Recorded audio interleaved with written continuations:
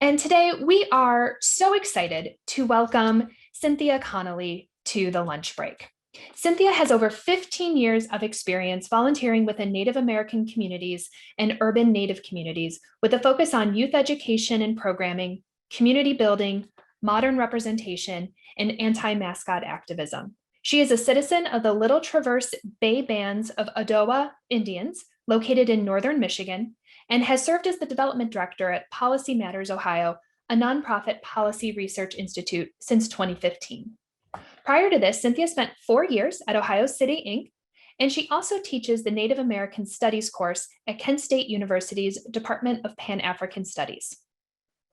Cynthia earned her Master's of Public Administration from Cleveland State University and received a Bachelor's of Arts in American Culture with a focus in Native American Studies from the University of Michigan, Ann Arbor.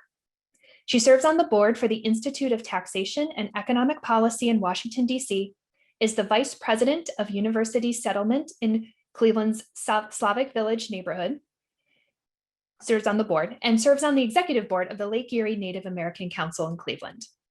She has received the 2019 Distinguished Young Woman Award from the YWCA of Greater Cleveland, named the 2018 Rising Activist from Greater Cleveland Community Shares, and is a 2016 Cleveland Top 25 Under 35 Mover and Shaker awardee. We are so excited to learn from her today, and please welcome Cynthia Connolly. All right. Ani Dindisikwe Dishnikas, Aji Jakandotum, Waganakasing Odawa and Donjaba. Hello, my name is Cynthia Connolly. My Anishinaabe name is Blue Jay Woman. I am a citizen of the Little Traverse Bay Bands of Odawa Indians, which is located in northern Michigan. I'm from the Crane Clan. If you've ever been to Petoskey or Harbor Springs, Michigan, it's the tip of the mitt. I'm doing the hand because I'm a Michigander still. It's right there at the tip, right before the Upper Peninsula. It's gorgeous. 10 out of 10, highly recommend a visit. Today I've been brought here to talk about my local community here in Cleveland. I moved here in 2006 and have been active within the community here since my arrival. And through various forms, but I'm here to talk about two specific issues that are kind of the more pressing issues that we're facing locally here in Northeast Ohio, but as well, I would say even nationally across Native America, which you may hear people call Indian country. The first issue that I would like to talk about is accurate representation and modern visibility.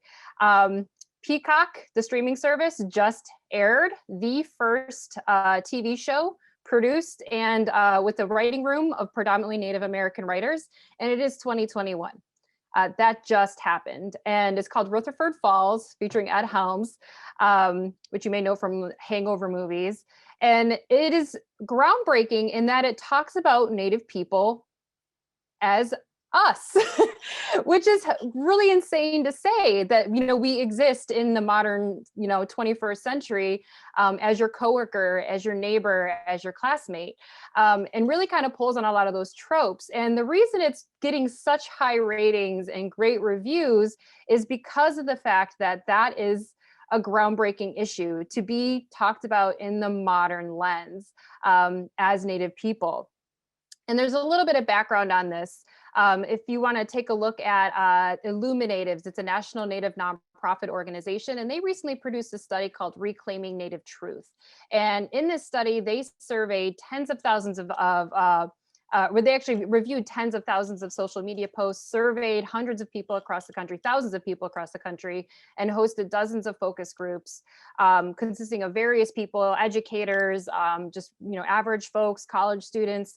And they found that 2/3 of Americans do not know or have never met a Native person. 2/3. And if you think about how much you learn from other cultures just by being proximate to people from that culture, the food, the customs, everything, you just kind of absorb that from just being proximate. We're 1.5% of the population. We don't have that luxury of being proximate. And so we're really reliant on our K through 12 education system to educate people on who we are. And there's another snafu with that. 87% of schools in this country fail to talk about Native Americans after the year 1900. 87% fail to talk about us after the year 1900. We show up think you get some Squanto, maybe some Sacagawea, maybe Wounded Knee if you're lucky, and then we're just gone.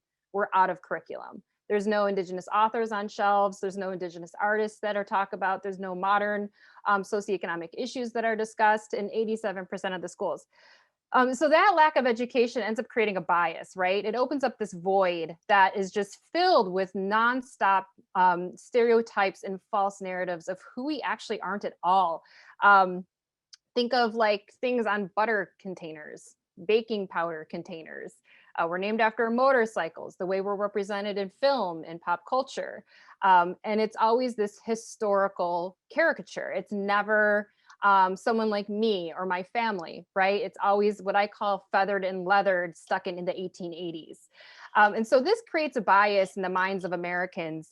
And the study showed that Americans are least likely to support modern indigenous socioeconomic and social justice issues if they have zero concept of who we are as a people today.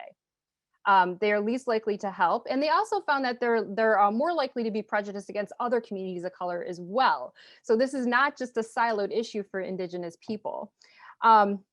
This ignorance and this bias of creating kind of this false narrative of who we are not and ignoring who we actually are, that is what I consider the modern form of racism. That invisibility is the modern form of racism against indigenous people today.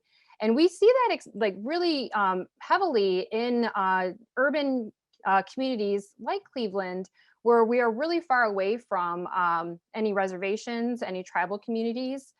So we really are a little bit isolated in this own little island, and often people don't realize when they're talking or speaking or working with indigenous people unless they explicitly say so. This is one of the reasons why the mascot issue, and again, I say one of the reasons because there's many reasons across the spectrum of why we are opposed to the Cleveland Indians mascot and team name, because it contributes to this false narrative, right? It contributes to this invisibility. And you know, the mascot issue also has been proven to negatively impact our youth. We're talking, you know, suicide ideation. We're talking low self-esteem, low community self-worth, and an inability to see a future for themselves. This is all scientifically backed by some research by Dr. Stephanie Freiberg out of the University of Michigan. Highly recommend digging into that research. So those are all kind of like intertwined issues that we're dealing with right now, is the lack of modern representation and visibility, and why a show like Rutherford Falls is groundbreaking just because it's talking about me as me. So that really shows you where the bar has been set, but also very exciting and refreshing to get to that point.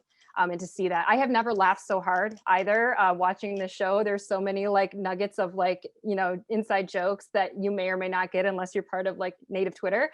But it's absolutely a gem, and definitely recommend you going into that. The other issue that that is kind of a priority right now for our community, and is a lot of people don't know, is that Cleveland is what we call a relocation city.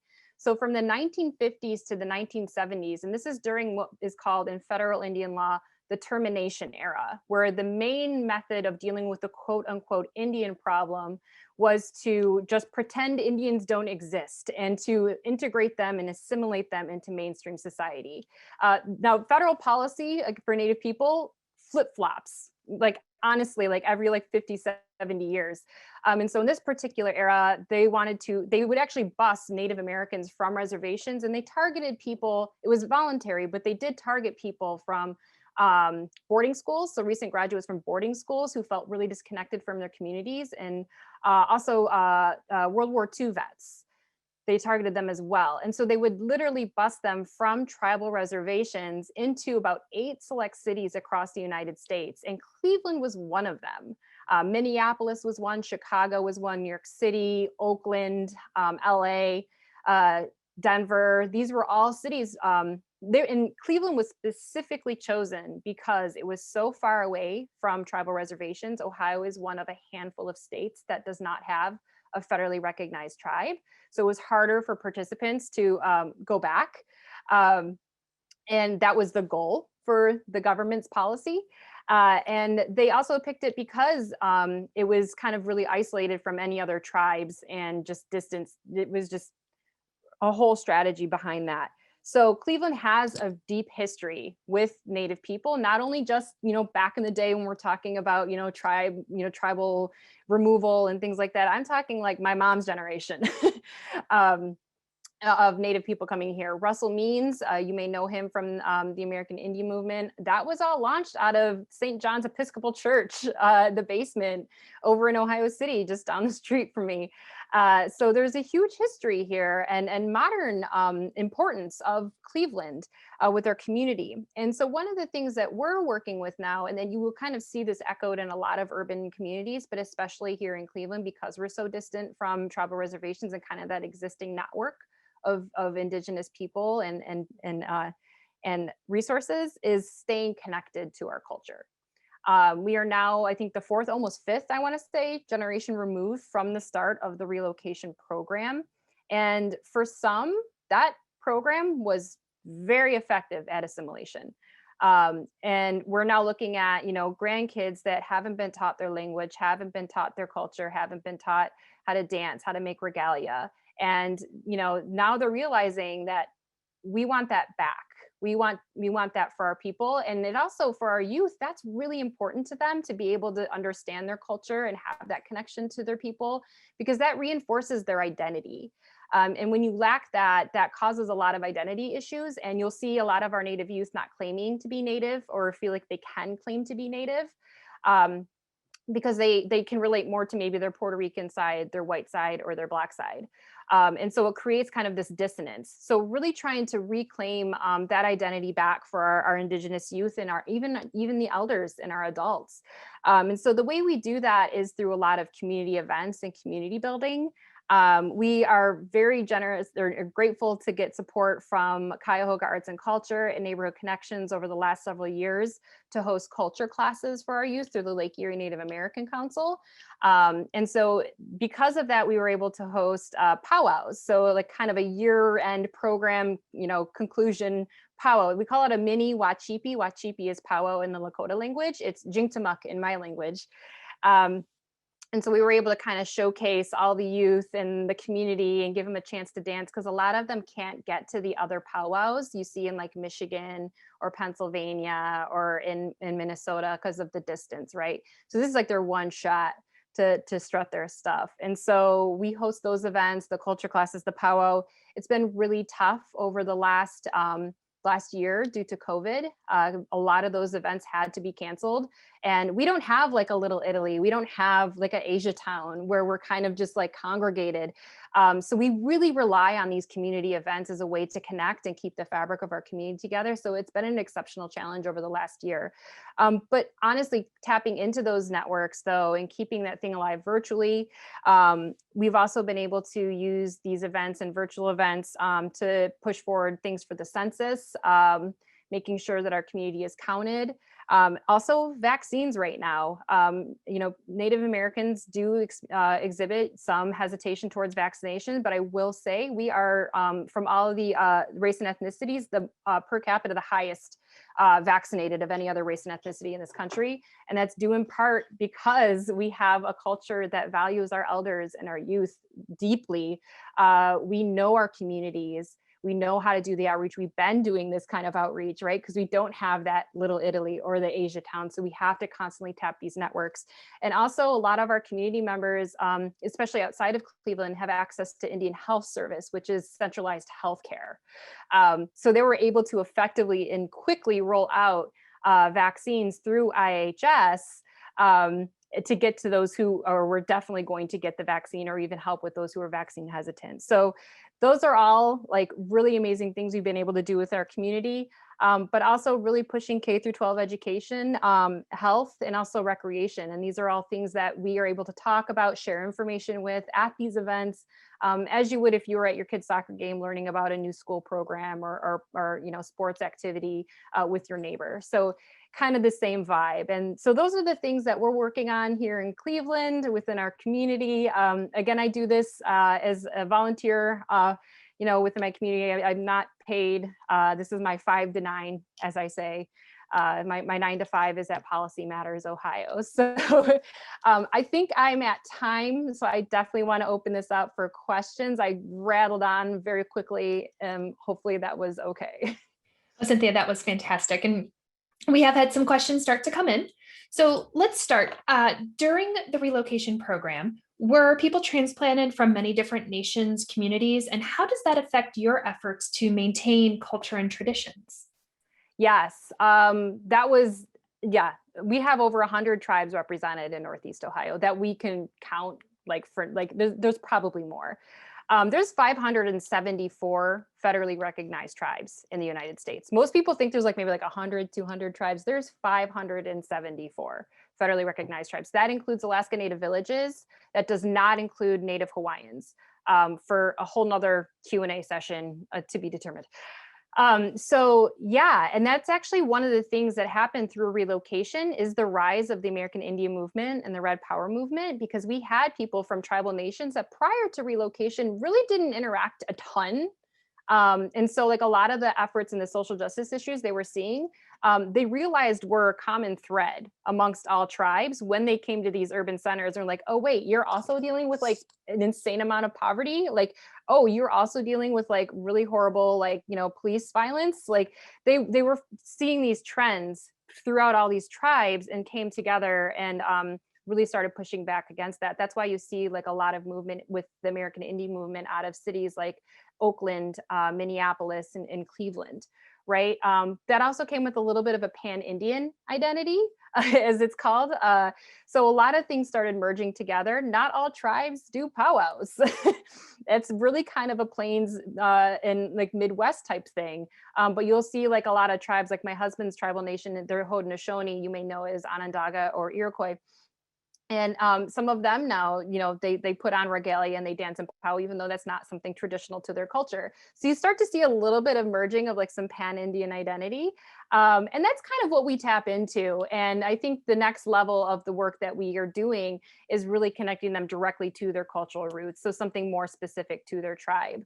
And most of our community members here, they know which tribe they're a part of and who their people are back home, and they have family back home. And actually, that is another reason why this last year has been so hard, because a number of our community members, we've lost several here in Cleveland due to COVID, but a lot more back home on the res and in border towns and next to the res for our community members. So we have a question around kind of that diversity among the tribes. So can you speak to some of that and how that plays into coming together to collaborate in an advocacy type of voice? Yeah, I mean, I think you just get down to the core values, right, of what Indigenous people are for. We're here to protect our elders. We're here to make decisions 7 generations ahead of us. We're here to make sure that our youth are supported in whatever that looks like. We're also modern people too, right? So what are the fun things that we want to do, and what are the issues that we want to support? I know that, Native Indigenous people have really come together through the Black Lives Matters movement. So it's really getting down to those core values and finding that common ground. I mean, there are definitely nuances between our cultures and our people and different tribes, but we're also kind of our own little beast. And people call us urban natives, right? Or city Indians. So we kind of have our own little bit of an identity. And I fully embrace being an urban native. Again, I grew up in Detroit. I spent a great deal of my childhood in northern Michigan, so I'm very well connected up there and know everyone up there. But I mean, I'm city. I don't. So we kind of have our own thing going on. But again, it's been generations in the making, and I think we've sort of figured out how to make it work over the last several decades. So I think something that we're learning on this call today is about the relocation program. So I've had some questions come in. If you could share some additional information about this, I think there are many who did not know that this existed. So who is in charge? Kind of what are some of those details that we should know about this program? So the relocation program, again, it was from the 1950s to the 1970s. It was federal policy. So it was managed and governed by the federal government and the Bureau of Indian Affairs.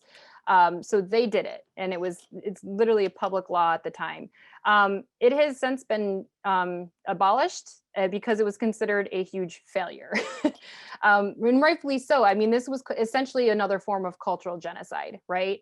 We can fight for our land back. We can fight for our water rights. We can fight for our fishing and hunting rights. It's really tough and exceedingly difficult to get back language when it's gone, to get back that ceremony when it's gone. Especially with like things right now where COVID is taking a lot of our elders. There's been a huge rush to vaccinate like our first language speakers and our ceremony holders, our clan mothers and pipe carriers, for example. So it really was a form of that cultural genocide because again, the core goal, they guised it as a jobs program too, as they often do, to make it sound like, oh, we're going to give you a great job and a great house, the picket fence. And then they like did not do that at all. I think the place where they first put them, I think they gave them like $50 and put them on the east side of Cleveland somewhere in one of the projects over there. So and then just left them, right? And a lot of the first arrivals on relocation, English was not their first language. And some of them were even like the jobs they were provided, they were overqualified for because they had just done multiple tours in the Army. They have gone through trade school. These are people who are highly skilled, but then were often underemployed. And so that exacerbated and kind of set the systemic level of racism and as well as wealth gaps, right? And so we're battling that now. And I think the one thing to understand about the relocation program is it was a double-edged sword. There was a lot of negative that came out of it. And again, when you're talking about the wealth gap, the racism behind it, the cultural genocide, but also it spurred some great movement around like the American Indian movement, really gathering together and pooling resources to fight for our rights in ways that it had never done before. We have a question that has come in that someone uses a locator to find what tribe's land they're on here in Cleveland. Curious the accuracy of that, or if you're aware of different nations who existed here in Cleveland. Yeah. So, this is my my time to jump on my soapbox for land acknowledgements. So here I go. I often get this question about like, can you help me with my land acknowledgement, my Cub Scout troop, my library, my school, my insert business or thing here wants to do a land acknowledgement. These started as a way to have almost like a truth and reconciliation process for non-natives to understand the land they're on, right? And to acknowledge and atone almost even for some of the wrongs that have been done to Native people and kind of the benefits that some are getting residing on this land. That was what the original intent of these land acknowledgements were. And it definitely has gotten co-opted. And some of that has been lost. And I find that a lot of people are getting really muddied up into like whether or not it's historically accurate or this tribe was here or no, that tribe was here. And it can get really muddy, especially in like the Ohio Valley area where there was a lot of movement of various tribes over the course of colonization. And also the fact that we have no federally recognized tribes in the state right now. We do have some state recognized things going on, but that's again another conversation for another time. But don't get muddled up in the which tribe was here and what's that. We have, again, over 100 tribes represented in Northeast Ohio today. Think almost 100,000 natives in Ohio, 28,000 here in Northeast Ohio. We have a vibrant, modern community here today. Let's acknowledge them. Let's focus on that. And if you want to do a land acknowledgement, it's fine. I mean, do your best, do your homework. Don't rely on Native people to do that work for you. If I could show you my inbox of the number of requests I've had to help with land acknowledgements, I probably get at least a dozen a month minimum, right? And they want me to do the work for them. Tell me who was here. Tell me what was this. And that's your job. That's your job to really have that truth and reconciliation process. It's not about being 100% correct. It's about, having that moment of reflection and kind of acknowledging and stating the people who are here and still here. Do not make it in the past tense. That's a huge thing I see in Northeast Ohio because there are no tribes here, that it's often in the past tense, like Native people were, they was, like, and I'm in the audience and it's really awkward. So make sure to acknowledge the modern people, the modern, issues. And that is honestly all you need to do. I don't need to put my Native stamp of approval on it. Just truth and reconciliation, atonement, go in with that value and you'll nail it.